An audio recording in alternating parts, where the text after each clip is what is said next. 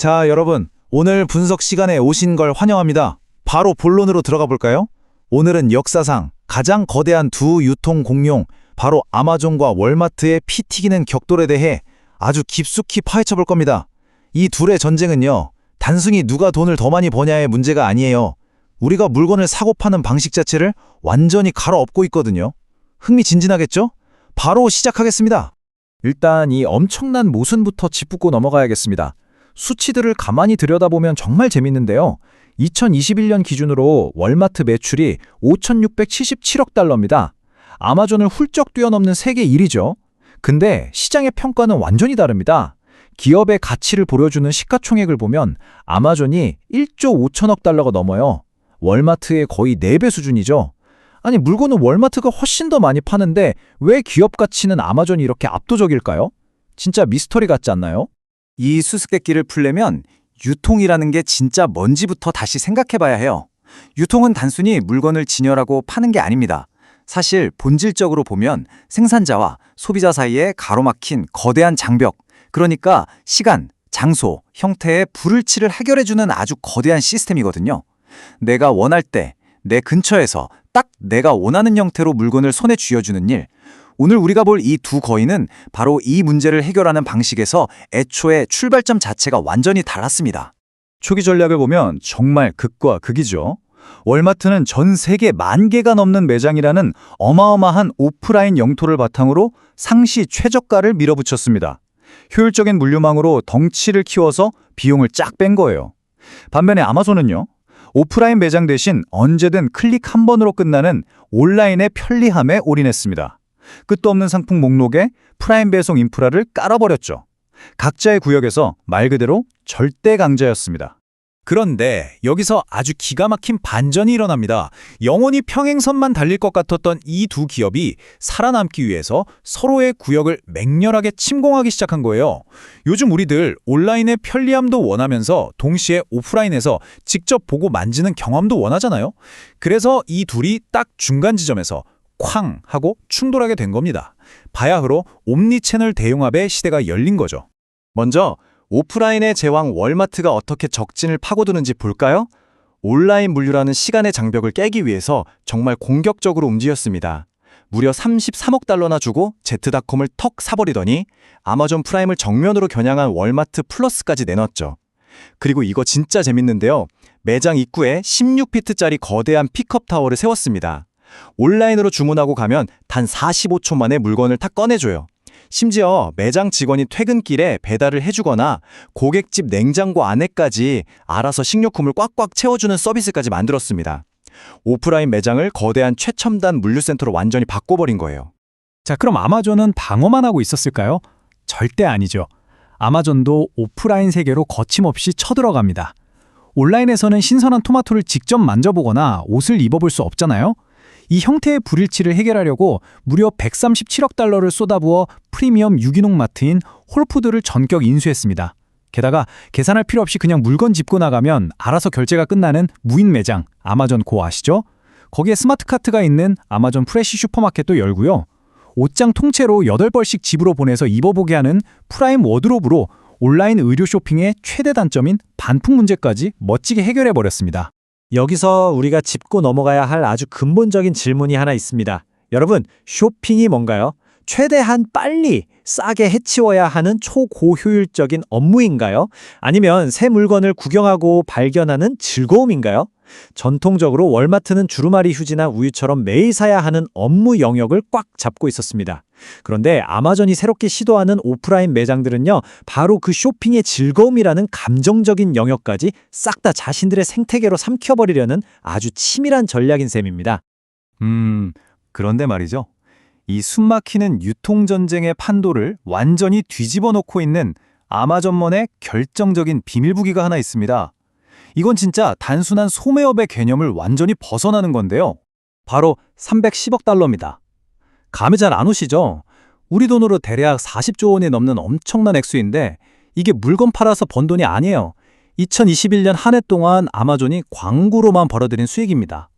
구글, 메타랑 어깨를 나란히 하는 거물급 디지털 광고 회사가 된 거예요. 이 어마어마한 현금 다발이 있으니까 아마존은 유통 쪽에서 마진이 좀 안 나거나 무모해 보이는 수많은 오프라인 실험들을 맘껏 질러볼 수 있는 겁니다. 아주 든든한 백 믿고 싸우는 격이죠. 그럼 왜 아마존 광고가 이렇게 미친 듯이 돈이 될까요? 잘 생각해 보세요. 우리가 단순한 정보를 찾을 땐 구글을 켜지만 진짜 물건을 사려고 할 땐 구글이 아니라 아마존 검색창을 켭니다. 실제로 미국 소비자의 53%가 그래요. 이건 무슨 뜻이냐? 이미 지갑을 열 준비를 딱 끝내고 들어온 순도 100%의 구매 의도를 가진 트래픽이라는 겁니다. 광고주 입장에선 이보다 확실한 타겟이 없죠. 게다가 190만 명이 넘는 판매자들이 눈에 띄려고 치열하게 광고 경쟁을 하니까 단순한 이커머스를 넘어서 거대하고 완벽한 광고 플랫폼으로 진화해버린 겁니다. 자, 그럼 이제 시야를 좀 돌려볼까요? 이 미국 거인들이 피 튀기며 얻은 뼈아픈 교훈들을 그대로 들고 와서 전 세계에서 가장 역동적이고 치열한 유통격전지 중 하나인 우리 한국 시장에 한번 대입해 보겠습니다. 미국과 한국의 지리적 환경을 딱 비교해 보면 전략이라는 게 만병통치약처럼 아무데나 복사해서 붙여넣기 할 수 없다는 게 확 와닿으실 겁니다. 미국은 땅이 진짜 끝도 없이 넓고 사람들은 1제곱킬로미터당 33명 정도로 띄엄띄엄 살잖아요. 그러니까 옴니채널을 만들어서 고객이 매장에 와서 픽업하게 만드는 게 살 길입니다. 하지만 한국은요. 국토는 좁은데 인구 밀도는 516명으로 빽빽하게 몰려 있습니다. 이런 환경에선 거점 물류센터 몇 개만 잘 지어두면 전국적인 초고속 이길 배송이 충분히 가능해져요. 밤에 주문하고 자면 아침에 문 앞에 와 있는데 굳이 차 끌고 마트 가서 물건 받아올 이유가 훨씬 적은 거죠. 그쵸? 그래서 한국 시장의 경쟁 구도를 보면 미국이랑 놀랍도록 닮아 있으면서도 되게 다릅니다. 막대한 디지털 물류 인프라에 돈을 쏟아부어서 유통판을 흔들어 놓은 쿠팡이 한국의 아마존 역할을 톡톡히 하고 있다면요. 전국 팔도에 쫙 깔린 거대한 오프라인 매장 자산과 역사를 자랑하는 신세계 이마트나 롯데마트 같은 기업들이 한국의 월마트 포지션에서 아주 이악물고 치열한 방어와 반격을 준비하고 있는 형국입니다. 여기서 한국의 전통적인 오프라인 유통 강자들이 새겨들어야 할 핵심적인 포인트가 있습니다.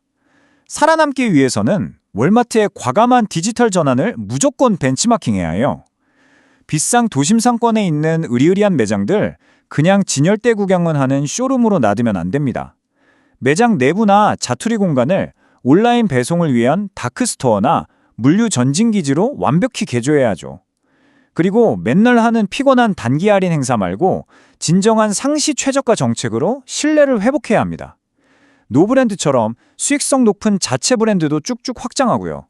무엇보다 재고 데이터를 납품업체들이랑 실시간으로 투명하게 공유해서 공급망 전체의 효율성을 끌어올려야 생존할 수 있습니다.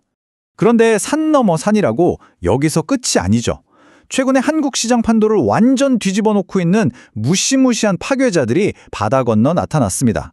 다들 한 번쯤 써보셨죠? 알리익스프레스와 테무.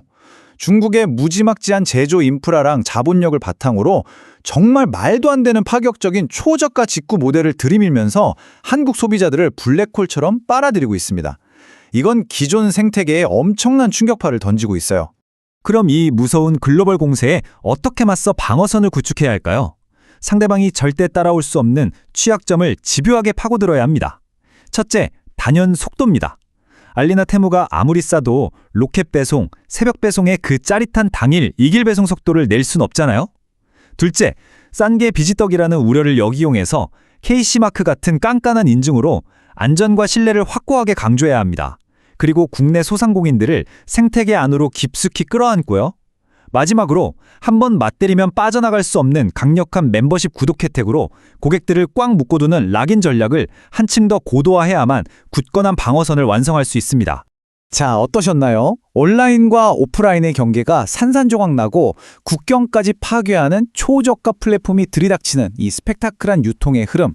기업들이 천문학적인 돈을 쏟아부으며 싸우는 궁극적인 목적은 딱 하나입니다. 바로 여러분의 최종적인 선택을 받는 거죠.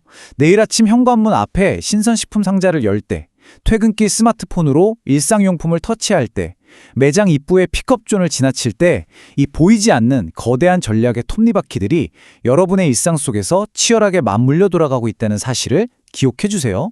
자, 여러분의 지갑과 시간을 차지하기 위한 이 흥미진진한 전투에서 과연 다음 10년을 완벽하게 지배할 유통 모델은 어떤 형태일까요? 다음번 장바구니를 채우실 때 한 번쯤 기분 좋게 상상해 보시길 바랍니다. 오늘 분석 시간은 여기서 마치겠습니다. 함께해 주셔서 감사합니다.